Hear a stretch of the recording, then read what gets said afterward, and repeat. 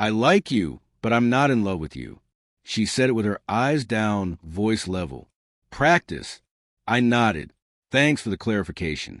Then I got up, poured myself a glass of water, and made a list in my head.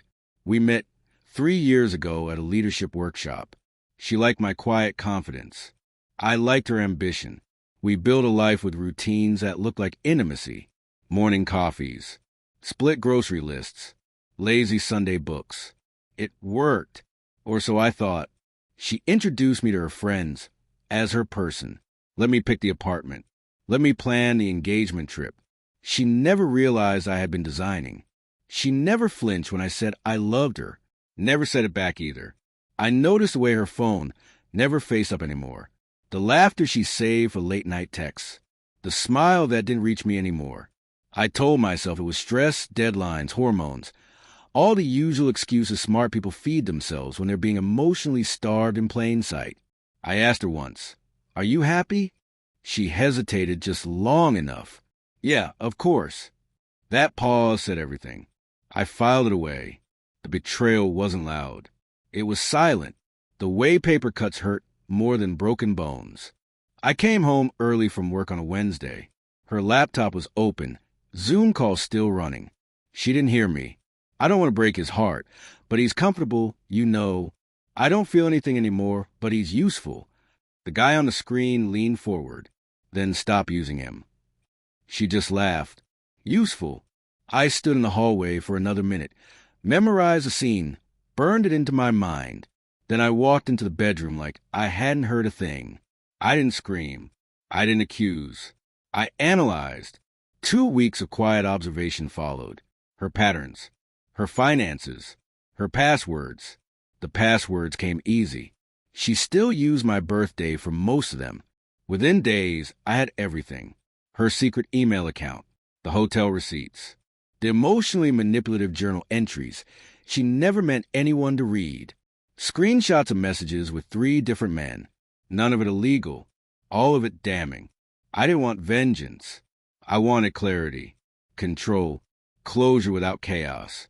I started with silence. No more morning texts. No kisses on the forehead. No shared dinners. I still said goodnight, but like you would to a coworker you barely liked. She noticed. Panic crept in by day 4. By day 7, she asked, "Are we okay?" "We're fine," I said, eyes on my book, just readjusting expectations. Her spine straightened like I'd slapped her. Week 3. I moved half my savings into a new account, closed our shared credit card, disentangled my name from every bill I could.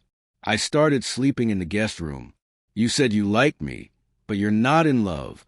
This feels more appropriate. She cried that night. Not loudly, just enough for me to hear. I stared at the ceiling, unmoved. On a Friday evening, I invited her to dinner. "Let's talk," I said. She showed up in makeup she hadn't worn in months. Wore the dress I once said made her look like a secret. I paid for the wine. Let her talk. She tried to rekindle the rhythm we used to have. I let her think it was working. Then I slid the folder across the table. "What's this?" "Proof." She flipped it open. Eyes scanned fast, slower, then stopped moving altogether. "I don't understand." "You will?" I poured more wine. "I just wanted you to see what you look like from the outside." Her fingers trembled. "Why would you do this?" "You call me useful." Color drained from her face. "I haven't shared any of this yet." I continued. "But I've made copies. Sent them to a lawyer, just in case." "For what?" she whispered. "In case you decide to lie about anything later. Financial claims, emotional manipulation, reputation management." Her breath caught. "You've said enough, written enough, and left enough breadcrumbs to make yourself very unappealing to any future serious partner or employer who does basic due diligence. You're blackmailing me." "No, I'm protecting myself." I leaned in, voice calm. "I don't want revenge. I want distance.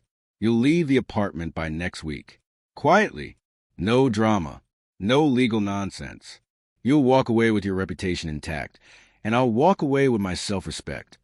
Tears welled, but she blinked them back. "You were never in love with me," I said.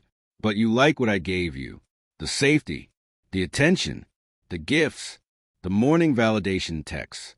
You took all of that as your due. She opened her mouth, then closed it.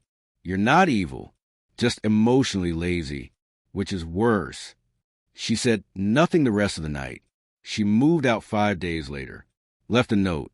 No apology, just a vague wish for peace. I didn't read past the first line. It's been 6 months. I still wake up early. Make coffee for one. No texts. No gifts. No more investing in someone who confuses love with convenience. Sometimes silence is the only closure you need. And sometimes the cleanest revenge is letting them live with what they lost.